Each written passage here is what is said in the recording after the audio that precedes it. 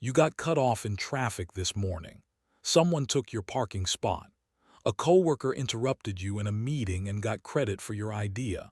And somewhere between breakfast and lunch, you felt it. That heat behind your eyes, that tightening in your chest. That sudden, overwhelming urge to say or do something you would almost certainly regret. You called it anger, but your brain was doing something far more complex than you realized. Anger is not an emotion. Not exactly. It is a system. An ancient, finely tuned biological machine that was never designed for traffic jams or stolen parking spots. It was designed for survival. And understanding what it actually does inside you, what it reveals about the architecture of your mind, will permanently change how you see yourself the next time it arrives. Here is where it starts. Deep inside your brain, buried beneath every layer of logic and language and social awareness you have spent your entire life building, sits a small almond-shaped structure called the amygdala. You have two of them, one on each side. And they are, in the most literal sense, your brain's smoke detectors. Their entire job is threat detection. They scan everything, every sound, every face, every tone of voice, every sudden movement, and they do it faster than conscious thought. Far faster. Neuroscientist Joseph LeDoux, who spent decades mapping the fear and threat circuits of the brain, found that the amygdala receives and processes threat signals before the information has even reached the cortex, the part of your brain responsible for rational thinking. That means your body is already reacting before you have had a single conscious thought about what is happening. Your heart rate jumps. Cortisol and adrenaline flood your bloodstream. Your muscles tense. Blood moves away from your digestive system and toward your limbs, preparing you to fight or flee. Your vision narrows. Your jaw clenches. All of this happens in milliseconds, and none of it asks for your permission. This is what researchers call the amygdala hijack, a term first coined by psychologist Daniel Goleman in his 1995 work on emotional intelligence. The amygdala, acting on incomplete information and evolutionary programming that is millions of years old, essentially takes the wheel. The rational prefrontal cortex, the part of you that weighs consequences and considers other people's perspectives and chooses its words carefully, gets sidelined. Not turned off. Sidelined. The signal reaches it eventually, but by then the body is already in full threat response mode. And here is the first thing your anger reveals. It reveals how your brain has learned to categorize threat. Because the amygdala does not distinguish very well between physical danger and social danger. A predator stepping out of the trees and a colleague dismissing your idea in front of the team produce surprisingly similar signals in the same brain region. Your body responds to both as if something important is under attack. And it is. Just not your physical body, your status. Your sense of being seen and respected. Your place in the social hierarchy. Evolutionary psychologists have argued for decades that social standing was not a luxury for early humans. It was survival. Low status in a group meant less access to food, to mates, to protection. The brain that treated social threats as seriously as physical ones was the brain that lived long enough to pass on its genes. You inherited that brain. And every time someone dismisses you, or disrespects you, or cuts in front of you in line, that ancient machinery fires up with the same urgency it would have used to protect your life in the savannah. That is what the heat behind your eyes actually is. It is your body preparing to defend something it considers vital to your survival. But anger is not a single thing.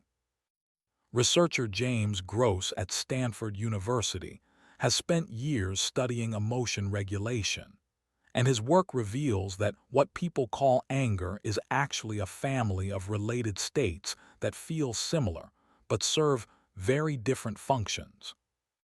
There is reactive anger, the hot, immediate flash that arrives when something blocks your goal or threatens your status.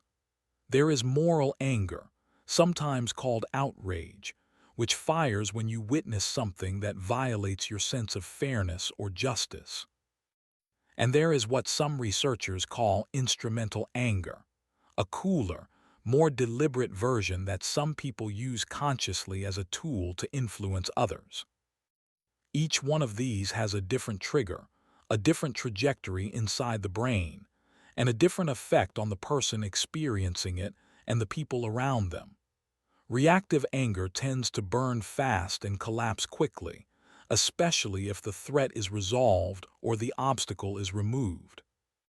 Moral anger, the outrage you feel watching injustice happen to someone else, can last far longer. It recruits more of the brain's cognitive systems, pulling in memory, narrative, and identity.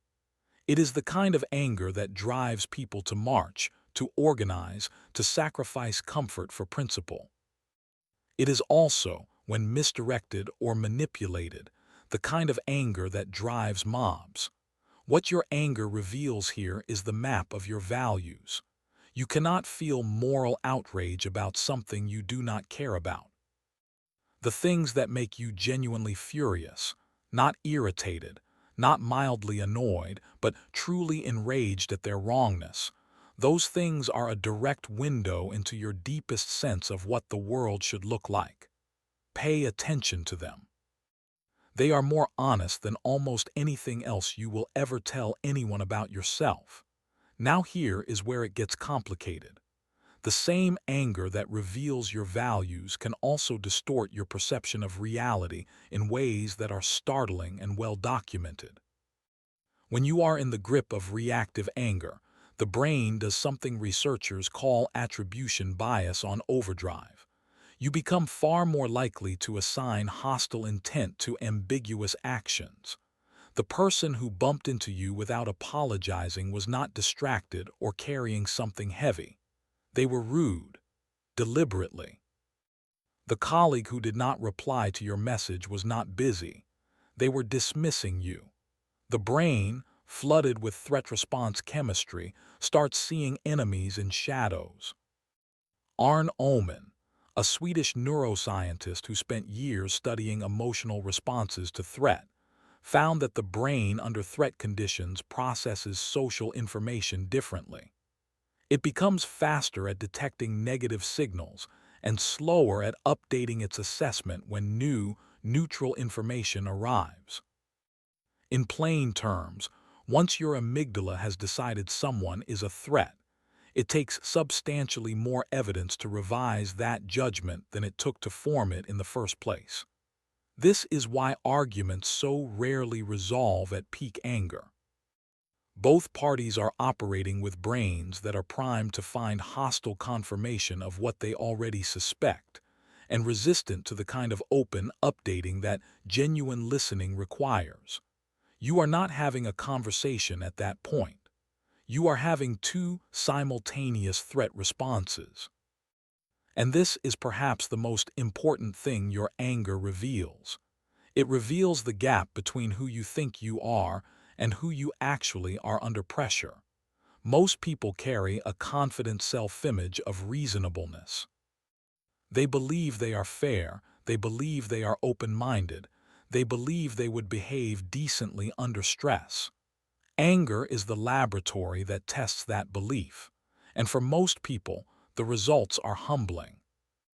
Research by Brad Bushman at Ohio State University on aggression and self-control found that the mental effort required to regulate anger under genuine provocation is substantial, and that without deliberate strategies, the default is not calm. The default is escalation. The brain, left to its evolutionary programming, does not de-escalate a threat. It neutralizes it. So what do you do with all of this? Because anger is not going away. It is built into you at the hardware level. And suppressing it, which many people attempt, has its own documented costs. Studies on emotional suppression consistently show that pushing anger down without processing it does not reduce its physiological impact. Your heart rate stays elevated. Your stress hormones remain high.